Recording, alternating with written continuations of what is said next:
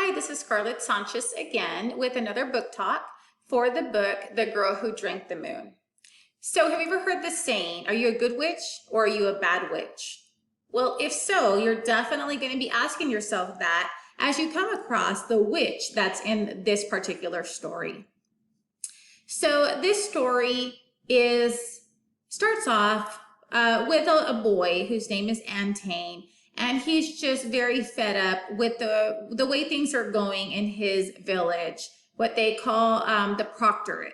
And in his village, what they do is they sacrifice a child each year because they believe that the witch that lives in the forest will leave them alone if they sacrifice this child. They are afraid that if she will be upset if they don't offer a child to her.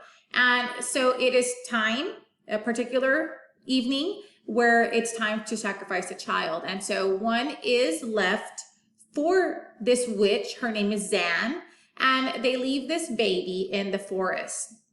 And Antane is just so upset, and he can't believe that this is still going on.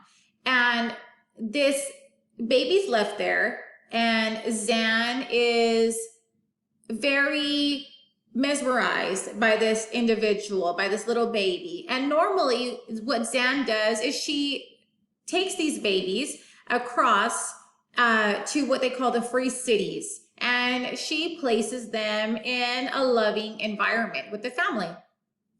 So along the way, she normally gives these babies starlight, and the starlight is what feeds them so that way they will survive. Well, this particular baby, she's just mesmerized by this baby, and she accidentally gives this baby moonlight instead of starlight. So Zan realizes a little bit after that probably wasn't the best idea, and it definitely wasn't her intention to do so. And she decides that she's going to keep this baby instead of offering it and taking this baby to the free cities. So she names the baby Luna, which in Spanish translates to the moon.